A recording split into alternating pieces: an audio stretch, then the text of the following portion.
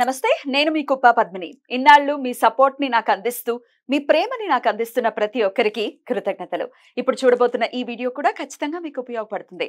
Like, share and subscribe చేసి మీ ఇష్టాన్ని అలాగే మీ సపోర్ట్ ని నాకు అందించండి. అలాగే ఈ వీడియో పట్ల మీ అభిప్రాయాన్ని కమెంట్ సెక్షన్ లో కమెంట్ చేసి నాకు తెలియజేయండి.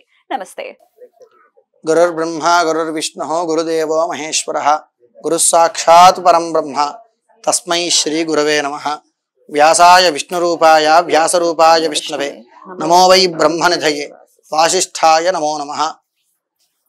ఇంతవరకు కూడా మనం సత్యనారాయణ స్వామివారి యొక్క వ్రతం క్రతువులో స్వామివారి యొక్క ఆవాహనాది షోడశ ఉపచార పూజా క్రతువు పూర్తి చేసుకున్నాం. విష్ణు సహస్రనామ స్తోత్రార్చన కూడా ఆచరించుకున్నాం. ఇప్పుడు స్వామివారి యొక్క పూజా సారాంశమైనటువంటి అంటే వ్రత సారాంశమైనటువంటి సత్యనారాయణ స్వామివారి యొక్క వ్రత కథ ప్రారంభమవుతోంది. అందరూ కూడా శ్రద్ధగా కథను ఆలకించి స్వామివారి యొక్క అనుగ్రహాన్ని పొందవలసిందిగా ప్రార్థన. గురుర్ బ్రహ్మ గురుర్ విష్ణు గురుదేవో మహేశ్వరః గురు సాక్షాత్ పరం బ్రహ్మ తస్మై శ్రీ గురవే నమః. ఏకదా నైమిషారణ్యే ఋషయః సౌనకారయః ప్రప్రచ్ఛరాతతం సర్వే సూతం పౌరాణికం ఖలు. ఒకానొక సందర్భంలో నైమిషారణ్యమున సౌనకాది మహర్షులందరూ కూడా కూడి ఉన్నవారై దీర్ఘసత్ర యాగాన్ని ఆచరిస్తూ ఉన్నారు. ఆ సమయంలో వారి గురువర్యులైనటువంటి సూత మహర్షుల వారు అక్కడికి వేయించేశారు. ఈ సౌనకాది మహర్షులందరూ కూడా లేచి గురుతుల్యమైనటువంటి శ్రీ మహావిష్ణు స్వరూపమైనటువంటి సూత మహర్షుల వారికి నమస్కారం చేసి అర్ఘ్యపాద్యాదులిచ్చి ఉన్నతమైనటువంటి ఆసనాన్ని ఇచ్చి యథాశక్తి ఫలాపహారములన్నీ కూడా ప్రసాదించి ఆ స్వామిని ఉద్దేశించి నమస్కరించి ఇలా అడుగుతున్నారు. ఓ సూత మహర్షి, వ్రతేన తపసా కింవా ప్రాప్యతే వాంఛితం ఫలం తత్సర్వం శ్రోతుమిచ్చామః కథయస్వ మహామునే. ఓ మహాముని, ప్రాప్యతే వాంఛితం ఫలం, మానవులందరూ కూడా కామ్యనిష్ఠులై ఉంటారు, అనేకమైనటువంటి కోరికలతో ఉంటారు. వారందరికీ కూడా వారి వారి వాంఛితాలన్నీ కూడా నెరవేర్చడానికి ఏదైనా వ్రతేన అంటే వ్రతము కానీ, తపస నామస్మరణ కానీ, కింవా తపస్సు కానీ, లేదా వ్రతము కానీ, ఆచరించవలసినటువంటి పూజాకృతవు కానీ ఏదైనా ఉన్నదా అని అడిగారుట. అందులకు ఆ యొక్క సూత మహర్షుల వారు, నాయన, నారదేనైవ సంవృష్టో భగవాన్ కమలాపతి సురర్షే ఇదేవాహ తచ్ఛృణుద్వన్ సమాహితాః. పూర్వకాలమందు కమలాపతి అయినటువంటి శ్రీ మహావిష్ణువుని నారదులు వాళ్ళు ఇదే ప్రకారముగా ప్రశ్న వేయగా శ్రీ మహావిష్ణు ఉపదేశించినటువంటి క్రతువు ఒకటి ఉన్నది. అది స్కాందపురాణే రేవాఖాండే, స్కాందపురాణంలో రేవాఖండములో సవిస్తరముగా చెప్పబడి ఉన్నది. చెప్తాను, శ్రద్ధగా వినండి అని చెప్పసాగారు. ఈ వ్రతావిర్భావం ఏమనగా, ఏకదా నారదో యోగి లోకానుగ్రహ కాంక్షయ పర్యటన్ వివిధాన్ లోకాన్ మర్త్యలోకం ఉపాగత. మనకి ఈ శ్లోకంలోనే వివరించారు. లోకానుగ్రహ కాంక్షయ, ఆయన ఏ పని మీద బయలుదేరారయ్యా అంటే లోకాలను అనుగ్రహించాలనే కోరికతో అన్ని లోకాలు సంచరిస్తూ వెళ్ళారుట నారద మహర్షుల వారు. అలా వెళ్ళగా మర్త్యలోకం ఉపాగత అంటే మానవలోకం అన్నమాట. అంటే మానవలోకం అనే కాదు, మర్త్యలోకం అంటే మరలా పుట్టి మరలా చనిపోయి మరలా పుట్టి మరలా జన్మై మరలా పుట్టి మరలా అంటే పునరపి జననం పునరపి మరణం. ఇలా ఏ లోకంలో అయితే ఉంటుంది అంటే అది మర్త్యలోకం, అంటే ఈ భూలోకం అన్నమాట. ఇలా భూలోకంలో ఉండగా ఇలా భూలోకానికి వచ్చారుడా. ఉపాగత పూర్తిగా రాలేదు, దగ్గరగానే వచ్చారు. అలా రాగా కించతు అంటే కేచితు, మానవులు కొంతమంది మాత్రము కూడా అనేకమైనటువంటి దుఃఖములు అనేకమైనటువంటి బాధలతో ఉన్నారు. ఏ విధంగా, తత్ర దృష్ట్వా జనాన్ సర్వాన్ నానా క్లేశ సముత్పన్నాన్. క్లేశములు అనగా ఏమిటంటే స్వయంకృతాలని, అంటే స్వయంకృతంగా మనం అనుభవించే దుఃఖాలని క్లేశములు అంటారని చెప్పి నిర్ణయించారు పెద్దవాళ్ళు. ఏ విధంగా, మనకి ఏదైనా ఓ కోరిక కలిగింది, ఆ కోరిక తీరినప్పటికీ అందులో తృప్తి లేకపోతే అది క్లేశమే కదా, బాధే కదా. అలాంటి వాటన్నిటిని కూడా క్లేశములుగా వర్ణించారట. అలాంటి క్లేశములుతో బాధపడుతూ ఉన్నారట మానవులు. అప్పుడు నారదులు వారు అనుకున్నారు, కేనోపాయేన చేతేషాం దుఃఖనాశో భవిష్యతి. ఏదైనా ఉపాయం ద్వారా వీరి దుఃఖం అనేది శమింపజేసే దారి ఉన్నదా అని అనుకున్నారట. ఇతి సంచిత్వ మనసా విష్ణులోకం గతస్తదా. అలా సంకల్పం చేసినటువంటి నారదుల వారు ఎక్కడికి వెళ్ళారు? విష్ణుమూర్తి యొక్క లోకానికి వెళ్ళారు. ఎందుకయ్యా అంటే సృష్టించేవాడు బ్రహ్మదేవుడు, లయం చేసేవాడు శివుడు. ఈ సృష్టి లయముల మధ్యలో స్థితికారకత్వాన్ని వహించేవాడు నారాయణుడే. అందుకని మనకి అన్ని దేవతల్లోనూ కూడా నారాయణారాధనలు లక్ష్మీ స్వరూపమైనటువంటి అమ్మవారి ఆరాధనలే ఎక్కువ ఉంటాయి. ఎందుకంటే ఈ స్థితికారకత్వం అంటే మానవుని యొక్క జీవితం అంతా కూడా వహింపజేసేది శ్రీమన్నారాయణుడే. కాబట్టి ఆ నారాయణుడి యొక్క అవతారాలే చాలా ఉంటాయి. అలాంటి వైకుంఠవాసుడైనటువంటి నారాయణుడి దగ్గరికి వెళ్ళారుడా. తత్ర నారాయణం దేవం. మరి వైకుంఠపురంలో శ్రీమన్నారాయణుడే కదా. ఎలా ఉన్నాడు అంటే శుక్లవర్ణం చతుర్భుజం శంఖచక్ర గదాపద్మం వనమాలా భూషితం. తెల్లని శరీర ఛాయతో శంఖము చక్రము గదా పద్మము ఆభరణములుగా ధరించి గజమాల విభూషితుడై నారాయణుడు దర్శనమిచ్చాడురా. అలా దర్శనమిచ్చినటువంటి స్వామిని చూసినంతనే మనం ఎవరైతే పెద్దవారు మన ఇంటికి రాగానే కుశలమా అని ప్రశ్నలు వేస్తాం, అలాగే చూసినటువంటి తన్మయంతో నారదుల వారు వచ్చిన పనిని మర్చిపోయి స్తూతం సముపచక్రమే వెంటనే స్తుతి చేశాడు. ఏమనంటే నమో వాంగ్మనసాతీతాయ రూపాయ అమిత శక్తయే. ఓ అమిత శక్తి కలిగినటువంటి నారాయణ, నీ రూపాన్ని నోటితో చెప్పలేకపోతున్నాం, మనస్సుతో ఊహించలేకపోతున్నాం. వాంగ్మనసాతీతాయ అమిత శక్తయే ఆది మధ్యాంతహీనాయ నిర్గుణాయ గుణాత్మనే. ఆది మధ్యము అంతము లేని సకల గుణ సంపన్నుడివి. అలాంటి నీవు ఆది మధ్యాంతహీనాయ నిర్గుణాయ గుణాత్మనే. సర్వేషాం ఆదిభూతాయ భక్తానాం ఆర్తినాశనే. ఇవన్నీ కూడా స్వామివారి గుణముల. సర్వేషాం సమస్త సృష్టికి కూడా ఆదిభూతాయ ముందు ఉద్భవించిన వాడివి నీవే. అలాంటి నీవు భక్తానాం ఆర్తినాశనే, భక్తుల యొక్క ఆర్తిని కూడా శమింపజేయగలిగిన శక్తి కలవాడవు అని స్తోత్రాన్ని చేసినటువంటి నారదుల వారు, ఆ స్తోత్రాన్ని విన్నటువంటి మహావిష్ణువు నారదుల వారిని చూసి కిమర్థమాగతో సిత్వం కింతే మనసవర్తదే. నాయన ఎందుకు వచ్చావయ్యా, ఏ వర్తమానంతో ఇలా వచ్చావు అని అడిగారుడ. అప్పుడు నారదుల వారు భూలోకంలో వారు చూసినటువంటిదంతా చెప్పగా నారాయణుడు శ్రీ మహావిష్ణువు నారదులతో సాధు పృష్టం త్వయా వత్స లోకానుగ్రహ కాంక్షయ. నీ లోకాలను అనుగ్రహించాలనే కాంక్ష ఏదైతే ఉందో అది నాకు చాలా సంతోషించింది. కాబట్టి వత్స అని పిలిచారంటే వాత్సల్యం కలిగింది. వ్రతమస్తి మహాపుణ్యం. నీవు అడిగిన దానికి ఒక చక్కటి వ్రతాన్ని చెప్తాను విను. స్వర్గమర్త్యేషు దుర్లభం. స్వర్గలోకంలో దేవతలు ఆచరించవలసినటువంటిది, అంటే భూలోకంలో మానవులు ఆచరించవలసినవి. స్వర్గలోకంలో దేవతలు ఎందుకు ఆచరించాలి అంటే అందరూ కూడా ఆదిభూతాయ నారాయణుడే అన్నారు కదా. మరి మిగతా వారందరూ దేవతలుగా ఎలా వచ్చారయ్యా అంటే పుణ్యాధిక్యులు, అంటే పుణ్యం అధికంగా ఉన్నవారు దేవతలు. పాపాధిక్యులు, పాపం మాత్రమే ఉన్నవారు ఈ వాక్కు మేధస్సు లేనటువంటి జన్మలు అన్నమాట. అంటే వారు మాట లేని వారు, మాట్లాడలేనటువంటి ప్రాణులు, మేధస్సు సంపత్తి లేని ప్రాణులు. అంటే ఏవి మిగతా సమస్త సృష్టికోటి కూడా పాప మాత్రమే అనుభవించేవారు అనమాట. ఈ పాపపుణ్యాలు సమానంగా ఉన్నవారు ఎవరయ్యా అంటే మానవులు. ఇలాంటి అందరూ కూడా ఆచరింపగలిగినటువంటి వ్రతమయ్యా అది. సత్యనారాయణస్య వ్రతం ఇదం సమ్యక్ విధానత. 4 మాటలు చెప్పాడు. ఏం సత్యనారాయణ వ్రతం? సమ్యక్ విధానత అన్నాడు, అంటే చక్కటి విధి విధానాలతో ఉన్నదిట అని చెప్పాడు. ఆ వ్రతనామాన్ని విన్నటువంటి నారదుల వారు మరలా 3 ప్రశ్నలు వేశారు స్వామిని. కిం ఫలం కిం విధానంచ కృతం కేనైవ తద్వ్రతం. ఇందాక మనం చెప్పుకున్నట్టుగా ఈ వ్రతం చేస్తే వచ్చే ఫలితం ఏమిటి, వ్రత విశిష్టత ఏమిటి, అంటే ఎలా చెయ్యాలి, ఎప్పుడు చెయ్యాలి అని అడిగారు. అందుకు నారాయణుడు నాయన దారిద్ర్య శమనార్థంచ సర్వత్ర విజయప్రదం. ముందు 2 మాటలు చెప్పాడు. ఏమిటి? దారిద్ర్య శమనార్థంచ. ప్రతి మానవుడికి భగవంతుడు ఏ సమయంలో జ్ఞాపకం వస్తారయ్యా అంటే దుఃఖంలో ఉన్నప్పుడే జ్ఞాపకం వస్తారు. అలాంటి సమయంలో ఈ వ్రతం చెయ్యాలని మొట్టమొదటి ఆలోచనగా ఈ వ్రతాన్ని చెప్పాడు. సర్వత్ర విజయప్రదం. ఏదైనా కార్యాన్ని ప్రారంభించడంలో ఈ వ్రతం చేసినా అందులో విజయం కలుగుతుంది. అంతేకాదు కామ్యములు అనేక రకాలు, అందులో ప్రధానమైనటువంటి కోరికలు.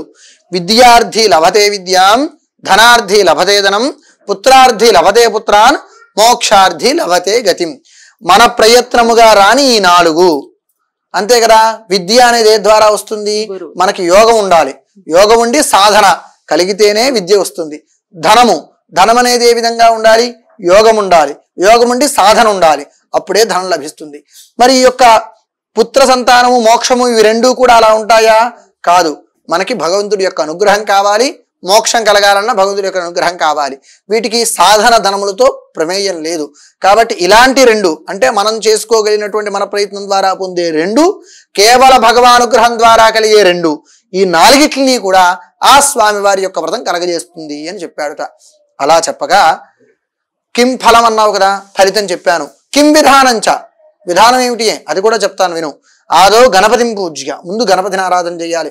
తర్వాత వ్రతాంగ దేవతలైనటువంటి ఇందాక చెప్పుకున్నట్టుగా నవగ్రహాలను, అష్టదిక్పాలకులను, పంచలోక పాలకుల్ని ఆవాహన చేసుకుని స్వామివారి యొక్క ఉపదేవతా సమక్షంలో స్వామివారి యొక్క రూపాన్ని బంగారముతో గాని వెండితో గాని పంచలోహముతో గాని తయారు చేయించి ఆ స్వామికి పంచామృతాలతో స్నానమాచరింపజేసి మండపంలో పెట్టి వారి వారి యొక్క వర్ణాశ్రమ ధర్మానుసారముగా వేదోక్తముగా లేదా పురాణోక్తముగా ఆ విధంగా కూడా ఈ స్వామివారికి షోడశోపచార పూజలు నర్చి భక్తి శ్రద్ధ ప్రధానముగా శక్తిని అనుసరించి ప్రసాదములు నివేదన చేసి వ్రత ఆవిర్భావము అంటే వ్రతం ఏ విధంగా ఉద్భవించింది, మన పూర్వీకులు వ్రతం ఎవరు చేశారు, వారి కథలు తెలుసుకోవడం ద్వారా ఈ వ్రత సమాప్తి సంపూర్ణ ఫలప్రాప్తి కలుగుతుంది అని చెప్పారు. అయితే ఈ వ్రతాన్ని ఎప్పుడెప్పుడు చెయ్యాలి అని అడిగావు కదా, మనం ఇందాక చెప్పుకున్నట్టుగానే మాధవే మాసి కార్తీకే వా శుభదినే ఏకాదశ్యాం పౌర్ణమ్యాం రవి సంక్రమణైపివా, మాసాలలో ఈ 4 విశేషమైనవి, తిథుల్లో ఈ 4 విశేషమైనటువంటివి. ఈ వ్రతాల్లో చేసినా చెయ్యకపోయినా కుదిరినా కుదరకపోయినా పంచాంగము అంటాం కదా మనం, తిథి వార నక్షత్ర యోగ కరణములు ఈ 5టిని చెప్పే పుస్తకాన్నే మనం పంచాంగంగా వర్ణిస్తాం. ఆ పంచాంగములో చెప్పేటువంటి ఎటువంటి రోజైనా సరే, అంటే తిథివార నక్షత్రాలతో ప్రమేయం లేకుండా ఏ కాలమందైనా స్త్రీ కేవలంగానైనా పురుషుడు కేవలంగానైనా ఏ విధంగా ఏ వర్ణంలో ఏ ఆశ్రమంలో ఉన్నప్పటికీ భక్తి శ్రద్ధ ప్రధానముగా ఈ వ్రతాన్ని ఆచరించుకోవచ్చును అని ఆ యొక్క శ్రీ మహావిష్ణువు సత్యదేవుని వ్రతాధ్యాయాన్ని సూత మహర్షులతో ద్వారా సౌనకార్యులకి తెలియజేశారుట. ఇది శ్రీ స్కాందపురాణే రేవాఖండే రమాసహిత వీర వెంకట సత్యనారాయణ వ్రతకథాయాం ప్రథమోధ్యాయః సమాప్తః. శ్రీమద్ రమారమణ గోవిందో హరి. చేద్దామా? విష్ణుర్విష్ణుర్విష్ణు అథ ద్వితీయోధ్యాయ ప్రారంభ.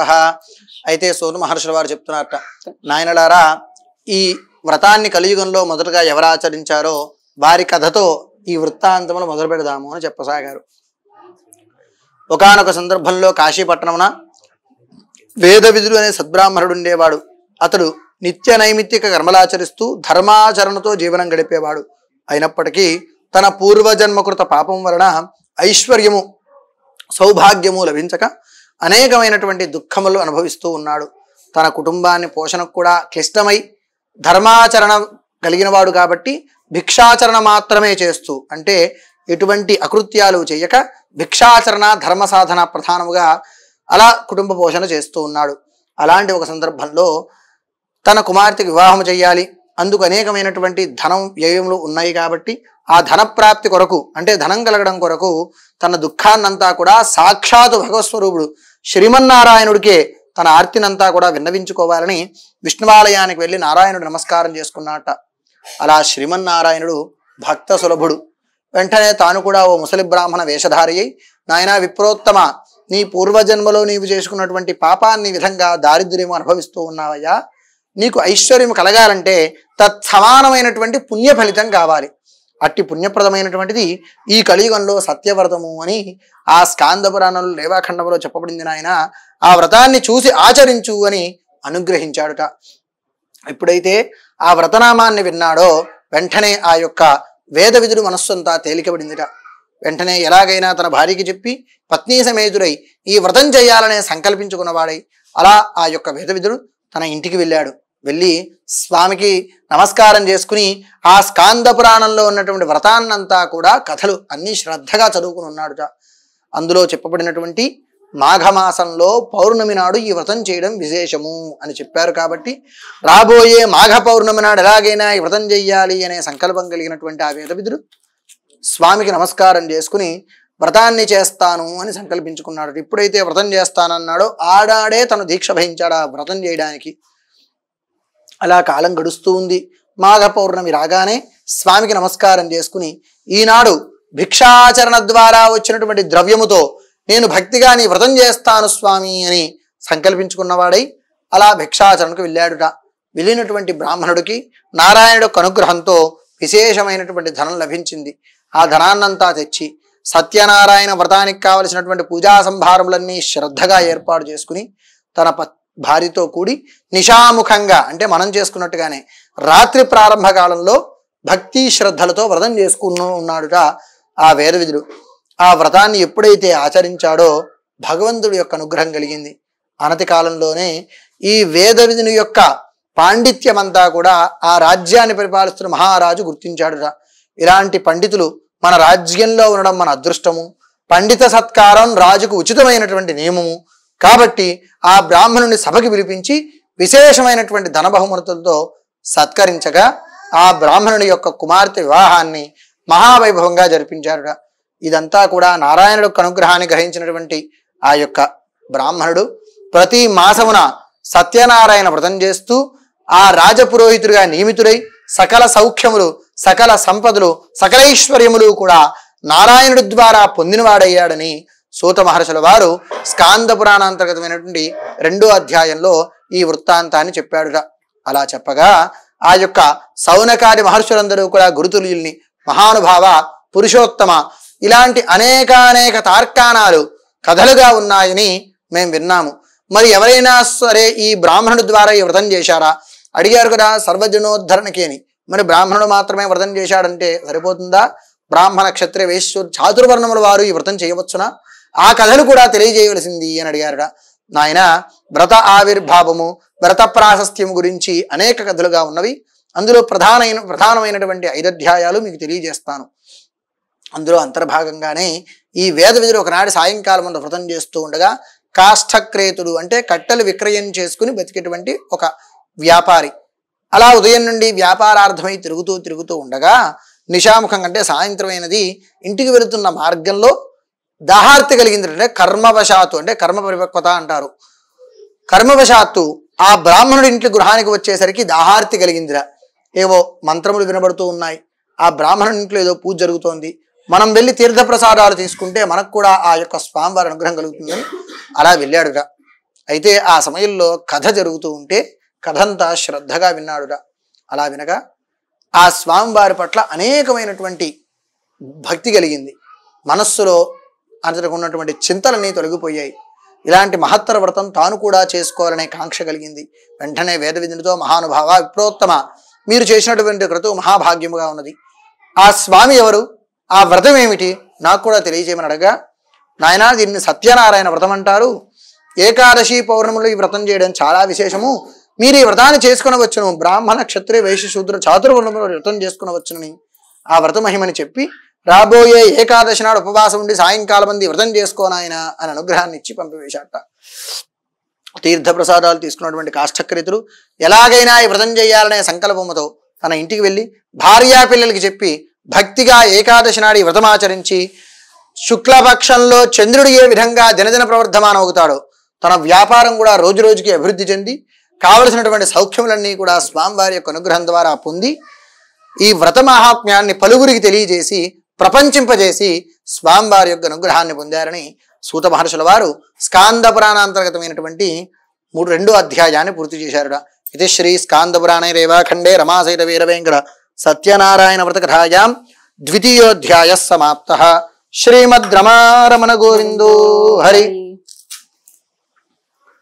ఓం కేశవాయ నమః, ఓం నారాయణాయ నమః, ఓం మాధవాయ నమః, ఓం గోవిందాయ నమః, ఓం విష్ణవే నమః, ఓం మధుసూదనాయ నమః, ఓం త్రివిక్రమాయ నమః, ఓం వామనాయ నమః, ఓం శ్రీధరాయ నమః, ఓం శ్రీకేశాయ నమః, ఓం పద్మనాభాయ నమః, ఓం దామోదరాయ నమః, ఓం సంకర్షణాయ నమః, ఓం వాసుదేవాయ నమః, ఓం ప్రద్యుమ్నాయ నమః, ఓం అనిరుద్ధాయ నమః, ఓం పురుషోత్తమాయ నమః, ఓం అధోక్షరాయ నమః, ఓం నారసింహాయ నమః, ఓం అచ్యుతాయ నమః, ఓం జనార్దనాయ నమః, ఓం ఉపేంద్రాయ నమః, ఓం హరయే నమః, ఓం శ్రీకృష్ణాయ నమః, శ్రీకృష్ణపరబ్రహ్మణే నమో నమః. మంగళం కౌసలేంద్రాయ మహనీయ గుణాత్మనే చక్రవర్తి తనూజాయ సార్వభౌమాయ మంగళం. కర్పూర నీరాజనం దర్శయామి, నమస్కరోమి. శ్రీమద్ రమారమణ గోవిందో హరి. పచ్చకర్పూరం కూర్చో, 2 కలిసే ఉన్నాయి ఇందులో. పచ్చకర్పూరం ప్రత్యేకించి తెచ్చాను. ఇగో ఇందులో ఉంది, కలిసి ఉన్నాయి. ఏమనుకోవద్దు, నేను దీని మీద కూర్చుంటాను. మరలా 2 అక్షతలు ఆసనం వెనకాలే. నువ్వు అనుకుంటే ఎలాగా అనుకుంటు కాళ్ళు ఎప్పుడు వచ్చాయి అనుకుంటా.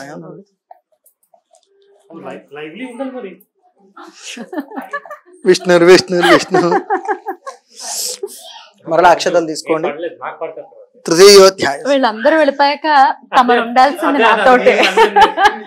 వీళ్ళందరూ వెళ్ళిపోయిన తర్వాత మీరు ఉండాల్సింది మాతోనే పతి దేవుడు గారు. తృతీయోధ్యాయ ప్రారంభ. అక్షతలు తీసుకోండి. అయితే ఆ విధంగా సూత మహర్షుల వారు చెప్తున్నారు, నాయనలారా ఈ వ్రతాన్ని ఆచరిస్తానని చెప్పి చేయకుండా వలన సాధు అనేటువంటి రత్న వ్యాపారి పొందినటువంటి దుఃఖములు, తర్వాత తన భార్యా పిల్లలు ఆచరింపగా పొందినటువంటి సుఖములు 3-4 అధ్యాయాల్లో తెలియజేయబడ్డాయి. శ్రద్ధగా వినండి చెప్పసాగారుట. పూర్వకాలమందు భద్రశీలా నది తీరమున తుంగధ్వజుడు అనే మహారాజు ఉండేవాడు. ఆ రాజుగారు ప్రజలను కన్నబిడ్డల వలె పరిపాలిస్తుండేవారు. ఒకనాడు నదీ తీరమున కూర్చుని భక్తి శ్రద్ధలతో సత్యనారాయణ వ్రతం చేస్తూ ఉండగా సాధు అనే ఓ రత్న వ్యాపార మార్గంలో వెళుతూ మహారాజంతుల వారు ఏదో పూజలు చేయుచున్నారు కదా, పరామర్శించి వెళ్దామని పొడవును ఒడ్డు నాపుకుని రాజుగారి దగ్గరికి వచ్చారట. అలా వచ్చి రాజుగారు వ్రతం అయ్యేంత వరకు అక్కడే ఉండి తీర్థ ప్రసాదాలు తీసుకుని తన గృహానికి చేరుకున్నాడు. తన భార్య పేరు లీలావతి. ఈ లీలావతి, భద్రశీలా నది తీరమున మన రాజుగారు ఎంతో భక్తిగా సత్యనారాయణ వ్రతం చేస్తున్నారు. ఈ వ్రతాన్ని చేయడానికి కారణం ఏమిటని అడగగా ఆ మహారాజు చెప్పారు, పుత్ర సంతానార్థి అయి, అంటే ఈ వ్రతమట కోరిన కోరికలన్నీ నెరవేరుస్తుందిట. మహారాజు గారు మాత్రము పుత్ర సంతానార్థి అయి ఈ వ్రతం చేస్తున్నానని చెప్పారు. మనకు కూడా సంతానం లేదు కదా లీలావతి, మనం కూడా తప్పకుండా ఈ వ్రతాన్ని ఆచరించి సంతానం పొందగలము. కానీ మనం రాజుగారంత ధనవంతులం కాదు కాబట్టి మనకి సంతానం కలిగితేనే మనం ఆ వ్రతం చేద్దాము అని సంకల్పించుకున్నారుట ఆ యొక్క దంపతులు. సరే, ఇలా కాలం గడగా స్వామివారి యొక్క అనుగ్రహంతో 10వ మాసంలో ఓ కుమార్తెని సంతానముగా పొందారు ఆ దంపతులు. ఆ పాపకి కళావతి అని నామకరణం చేశారు. అలా నామకరణం చేయగా ఆ మహోత్సవంలో, అంటే బారసాల మహోత్సవంలో భార్య అయినటువంటి లీలావతి అంటోందిట, నాథ మనకి సంతానం కలిగింది, సంతానం కలిగితే వ్రతం చేద్దామనుకున్నాం, మరి ఈ సందర్భంలో వ్రతమాచరిద్దాము అంటే ఆ వర్తకుడు అన్నాడు, మనకు కలిగింది స్త్రీ సంతానం కదా, అమ్మాయికి వివాహం చేసే బాధ్యత మన మీదే ఉంటుంది కాబట్టి ఆ సమయంలో ఈ వ్రతాన్ని ఆచరిద్దాములే, వచ్చిన వారికి పెట్టే బట్టలు భోజనం లాంటి ఖర్చులు కలిసి వస్తాయని సమాధానపరిచాడు తన భార్యను. మరలా వర్తకానికి వెళ్ళిపోయాడు. ఇలా కొంతకాలం గడిచింది. అమ్మాయికి కూడా యుక్త వయస్సు వచ్చింది. తగిన వరితో వివాహం జరిపించాలని సత్యనారాయణ ప్రభో సకల గుణ సంపన్నుడైనటువంటి యోగ్యుడైనటువంటి వరుణ్ణి ప్రసాదించు, నా కుమార్తెకు వివాహం చేసి నీ వ్రతం చేస్తానని చెప్పి సంకల్పించుకున్నాడురా. అలా ప్రయత్నాలు చేయగా ఓ దూత కాంచన నగరం నుండి యోగ్యుడైనటువంటి వైశ్యకుమారుని అన్ని విధాలా తమ కుమార్తెకు తగిన వాడిని పరిచయం చేశాడురా. అయితే ఆ పిల్లవాడిని పరీక్షించి తన కుమార్తెకి తగిన వరుడే అని నిశ్చయించిన వాడై మహావైభవంగా వివాహం జరిపించాడు ఆ యొక్క సాధు అనే రత్న వ్యాపారి. అలా సత్యనారాయణ స్వామి వారి యొక్క అనుగ్రహంతో వివాహ మహోత్సవాన్ని వైభవోపేతంగా చేసినప్పటికీ ఆ సత్యవ్రతాన్ని మాత్రం మరిచిపోయాడుట ఆ యొక్క వైశ్యుడు. అలా కొంతకాలం గడిచిందంటే దాదాపుగా 3 సంవత్సరాల కాలం గడిచింది.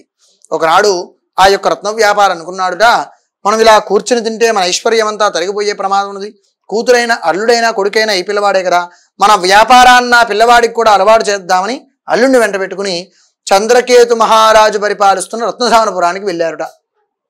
అలా వెళ్ళి వర్తకం చేస్తూ కాలం గడుపుతూ ఉన్నారు.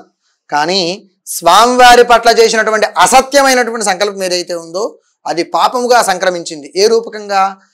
ఈ వ్యాపారస్తులిద్దరూ కూడా విశ్రాంతి తీసుకుంటూ ఉన్న సమయంలో 2 మాయా దొంగలు ఆ రాజుగారి ధనాన్ని అపహరించుకుని వెళ్ళిపోతూ భటులు వెంబడిస్తున్నారనే భయంతో ఈ వ్యాపారస్తుల నివాసం ఉన్నటువంటి సత్రమందు వదిలిపెట్టి వెళ్ళిపోయారురా. కేవలంగా అదే హేతుకమా? కాదు, మానవ బుద్ధి కూడా అతను అనుభవించే దుఃఖములకి కారణం. మనం అనుకుంటాం కదా, బుద్ధి కర్మానుసారేనా, మనం పాపకర్మ చేసినప్పుడు మన బుద్ధి కూడా అదే విధంగా ప్రచోదింపబడుతుంది. ఈ వెంబడించి వచ్చినటువంటి భటులు ఈ ధనాన్ని సత్రంలో నివాసం ఉంటున్నటువంటి వ్యాపారస్తుల్ని చూశారు. వారిని అడిగారుట, నాయనా మీరెవరు, ఏమిటి అని అడిగారుట. మేము పక్క రాజ్యం వ్యాపారార్థం వచ్చాము, మా రత్నాసులన్నీ పడవలో ఉన్నాయి అని చెప్పారుట. అయితే ఈ ధనం ఏమిటి అని అడిగారు. స్వతహాగా లోభి అయినటువంటి వర్తకుడు ఆ ధనం కూడా తమదే అని చెప్పాడు. ఎప్పుడైతే ఈ మాట చెప్పాడో వారిద్దరిని బంధించి పడవను స్వాధీనం చేసుకుని రాజుగారి దగ్గరికి తీసుకెళ్లారు. మహారాజా, మన రాజముద్రికలతో ఉన్న నాణెములు వారి దగ్గర లభించాయి, రత్నరాసులన్నీ తీసుకుని వ్యాపారానికి వచ్చామన్నారు, మీరు విచారించి తగిన శిక్ష విధించండి అని చెప్పాడురా. దైవ ప్రాతికూల్యత అనే ఒక వాక్యం ఏమిటంటే మనం ఎంత ప్రయత్నం చేస్తున్నా దైవానుగ్రహం లేకపోతే అది ప్రతిఫలించదు.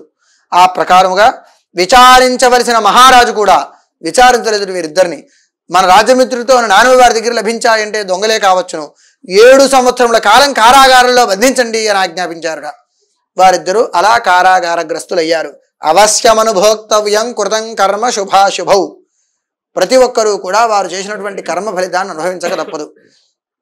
వీరిద్దరూ ఏ విధంగా అయితే అపరాధమాచరించి అలా 7 సంవత్సరముల కాలం కారాగారంలో బందీలుగా ఉన్నారో, ఇదే కాలము భార్య కూతురు అయినటువంటి లీలావతి కళావతికి కూడా దుఃఖములు సంప్రాప్తమయ్యాయి. ఎందుకంటే వ్యాపారార్థమైన తన భర్త 6 మాసాలకో సంవత్సర కాలానికో వచ్చేవాడు. 7 సంవత్సరముల కాలం గడుస్తోంది, అయినా తన భర్త రాలేదు. ఇంట్లో చుట్టుపక్కల వారి దగ్గర కూడా అనేకమైనటువంటి అవమానములు కలుగుతున్నాయి. ఇంట్లో తినడానికి తిండి లేదు, ధనం లేదు, ద్రవ్యములు లేవు. బాధపడుతూ యాచకం చేస్తూ ప్రతి గృహమున తిరుగుతూ ఉన్నారట. ఇలాంటి దుర్భరమైనటువంటి జీవితాన్నంతా అనుభవిస్తున్నటువంటి ఆ లీలావతి కళావతి కూడా ఒకనాడు ఇందాక అనుకున్నాం కదా, అవశ్యం అనుభోక్తవ్యం, అనుభవించవలసినటువంటి కర్మ ఫలితాన్ని అనుభవించగా తన స్నేహితురాలింట్లో సత్యవ్రతం జరుగుతుంటే అక్కడికి వెళ్ళారట. అలా వెళ్ళి ఆ స్వామివారి వ్రతాన్నంతా కూడా చూసి తీర్థప్రసాదాలు తీసుకుని మీ కామ్యాన్ని నమస్కారం చేసుకోండి అనగా అప్పుడు జ్ఞాపకం వచ్చింది. ఆనాడు సత్యవ్రతం చేస్తానని చెయ్యక అమ్మాయి సంతానాన్ని పొంది ఆ సంతానానికి వివాహము జరిపించి ఇంతటి సౌభాగ్యముల ఐశ్వర్యములన్నీ కూడా అనుభవిస్తూ ఉన్నప్పటికీ స్వామివారి వ్రతం పట్ల అశ్రద్ధ వహించి మహాపరాధం చేశాం. ఇదంతా కూడా దుఃఖములన్నింటికి కూడా హేతువదే కావచ్చును అని స్వామివారికి నమస్కారం చేసుకుని కళావతి లీలావతి ఇంటికి వెళ్ళి రాబోయే పౌర్ణమి నాడు వ్రతం చేస్తానని సంకల్పించుకుని భక్తి శ్రద్ధలతో కుమార్తె తల్లి ఇద్దరూ మాత్రమే వ్రతం చేశారుట. అలా స్వామికి నమస్కారం చేసుకుని ఎప్పుడైతే వీరి వ్రతమాచరించారో స్వామివారి యొక్క అనుగ్రహం కలిగింది. ఎలాగో 7 సంవత్సరాల శిక్ష కూడా పూర్తయింది.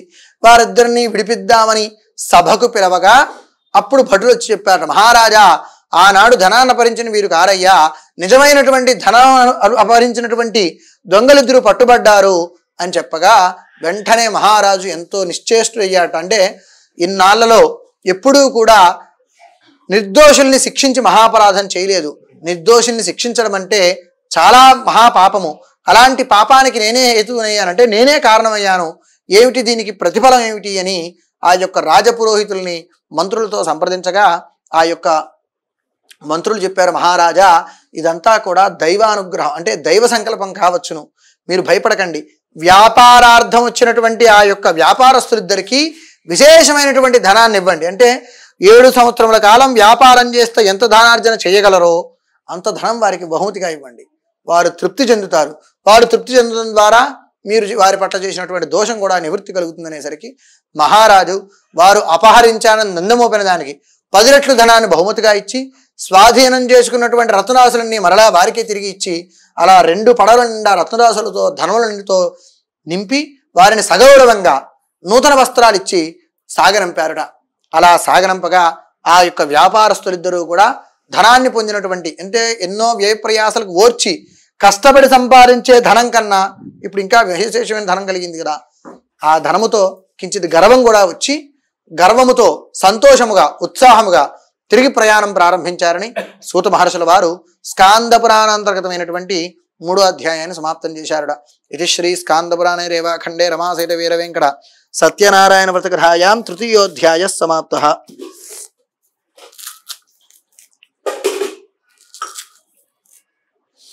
ఓం కేశవాయ నమః, ఓం నారాయణాయ నమః, ఓం మాధవాయ నమః, ఓం గోవిందాయ నమః, ఓం విష్ణవే నమః, ఓం మధుసూదనాయ నమః, ఓం త్రివిక్రమాయ నమః, ఓం వామనాయ నమః, ఓం శ్రీధరాయ నమః, ఓం హృషీకేశాయ నమః, ఓం పద్మనాభాయ నమః, ఓం దామోదరాయ నమః, ఓం సంకర్షణాయ నమః, ఓం వాసుదేవాయ నమః, ఓం ప్రద్యుమ్నాయ నమః, ఓం అనిరుద్ధాయ నమః, ఓం పురుషోత్తమాయ నమః, ఓం అధోక్షరాయ నమః, ఓం నారసింహాయ నమః, ఓం అచ్యుతాయ నమః, ఓం జనార్దనాయ నమః, ఓం ఉపేంద్రాయ నమః, ఓం హరయే నమః, ఓం శ్రీకృష్ణాయ నమః, శ్రీకృష్ణ పరబ్రహ్మణే నమో నమః.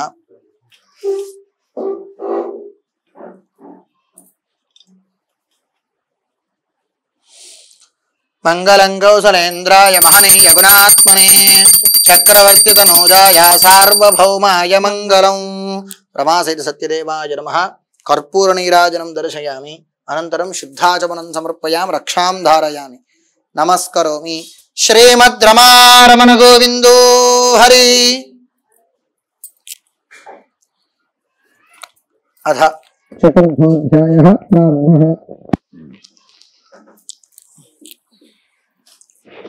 అయితే సూత మహర్షుల వారు చెప్తున్నారట, నాయనలారా, ఈ వ్యాపారస్తులిద్దరూ కూడా మహారాజు గారిచ్చిన ధనముతో సంతోషముగా ప్రయాణం చేస్తున్నప్పటికీ విశ్రాంతి కొరకు ఓ చోట పడవను ఒడ్డున ఆపుకుని అలా విశ్రాంతి తీసుకుంటూ ఉన్నారట. అయితే అంతకు కొద్ది దూరంలో ఓ సాధువు వారి దగ్గరికి వచ్చారు. ఆయన, వ్యాపారస్తులారా, నేను సన్యాసాశ్రమ వాసిని, నాకు ఎలాంటి ధనార్జన ఉండదు. మీలాంటి వారు ధనమో తృణమో దానముగా ఇస్తే లోక కళ్యాణార్థము యజ్ఞయాగాది క్రతువులు చేస్తానని హితవాక్యములు చెప్పారు. వీరిద్దరూ కూడా ధనగర్వంతో, ఓ సన్యాసి, మా దగ్గర ధనముందని ఎవరు చెప్పారయ్యా నీకు? ఆకులములతో ప్రయాణం చేస్తున్నాము అని చులకనగా సమాధానం చెప్పారుట. వచ్చినటువంటి సాధువు తథాస్తు అని అక్కడి నుంచి వెళ్ళిపోయాడు. ఈ వ్యాపారస్తులిద్దరూ కూడా విశ్రాంతి పూర్తి చేసుకున్న పడవల దగ్గరికి వచ్చేసరికి ఆ పడవలలో ఉండవలసిన రత్నరాశులు, ధనము యావత్తు కూడా ఆకులు అలములుగా మారిపోయి పడవలు తేలికగా తేలి ఉన్నాయట. అది చూసి ఇద్దరు కూడా మూర్ఛపోయారు. అప్పుడు ఆ అల్లుడు, చిన్నవాడైనటువంటి అల్లుడు, మామగారు, ఇందాకడ వచ్చిన ఆయనతో మనం ఏం చెప్పామో అదే సత్యమైనది. అలాంటి మహత్పురుషుల దగ్గర అబద్ధం ఆడకూడదు. మనం అలాంటి అపరాధం చేశాం కాబట్టి మరలా వెళ్ళి వారి పాదాల మీద పడితే మనకేమైనా ప్రయోజనం ఉండవచ్చు అనేసరికి అల్లుడు మాటను అనుసరించి పరుగున ఇద్దరు కూడా సాధువు దగ్గరికి వెళ్ళారు. ఓ మహానుభావ, హరిహర బ్రహ్మాదులు కూడా మీలాంటి వారి యొక్క తపశ్శక్తిని గ్రహించలేరు. మేము ఎంతటి వారము, అల్పులము. మా అజ్ఞానాన్ని క్షమించి మా జీవనాధారమైనటువంటి ధనం మాకు ప్రసాదించమని ప్రార్థించగా అప్పుడు ఆ యొక్క సాధువు చెప్తున్నాడు, నాయన, మనం చేసే కర్మల ద్వారా మన మనస్సు సంస్కరింపబడుతుంది. మన మనస్సును బట్టి మన ఆలోచన ఉంటుంది. మన ఆలోచనని బట్టి మనం చేసే చేతలు అంటే కర్మలు ఆధారపడి ఉంటాయి. కాబట్టి ధర్మాచరణ, దైవ చింతన మానవుడు వహించవలసినటువంటి ఈ రెండూ కూడా రెండు భుజములు లాంటివి. ఎప్పుడైతే మానవుడు ధర్మాచరణ చేస్తూ దైవ చింతన చేస్తారో అలాంటి వారికి సదా సర్వదా సకల సౌఖ్యములు కలగదాయి. ఎందుకు అనగా భగవద్గీతలో శ్రీకృష్ణ భగవానుడు చెప్పినప్పుడు యోగక్షేమం వహామ్యహం అన్నాడు. అంటే యోగము, క్షేమము అని రెండు మాటలు ఉంటాయి. ఎవరైనా మనకు కనబడినప్పుడు క్షేమంగా ఉన్నారా అని అడుగుతాం. క్షేమం అంటే ఏమిటంటే మన దగ్గర ఇతఃపూర్వం మన దగ్గర ఏవైతే ఉన్నాయో అవన్నీ మన దగ్గరే ఉండడాన్ని క్షేమము అంటారు. మన దగ్గర లేని సంప్రాప్తాన్ని యోగము అంటారు. ఈ యోగము, క్షేమము రెండు ప్రధానము. మనం క్షేమంగా ఉండాలంటే మన దగ్గర ధర్మాచరణ ఉండాలి. మనకి యోగం కలగాలంటే దైవ చింతన ఉండాలి. కాబట్టి ఈ రెండు వహించు నాయన అని వారిద్దరినీ కూడా అనుగ్రహించగా వారిద్దరికీ ఆ దైవ చింతన అనే నామాన్ని వినడంతోనే స్వామివారి యొక్క వ్రత జ్ఞాపకం వచ్చిందిట. నేను ఎప్పుడైతే పత్ని సమేతుడవుతానో, అంటే ఒక కాలాన్ని నిర్ణయించలేదు, నేను రేపు చేస్తాను, ఎల్లుండి చేస్తాను, అప్పుడు చేస్తాను నా మాటలు, పత్ని సమేతుడవుతానో తక్షణమే వ్రతం చేస్తానని సంకల్పించుకుని అలా తిరిగి ప్రయాణం చేశారుట ధర్మచింతన కలిగిన వాడి. సరే, వారిద్దరు పడవలు నదీ తీరానికి చేరుతూ ఉన్నాయని ఆ ధనాన్నంతా కూడా పడవల నుండి దింపుతూ ఉండగా ఒక దూతని పిలిచి తమ భార్య పిలిచి చెప్పడం వివేశాట.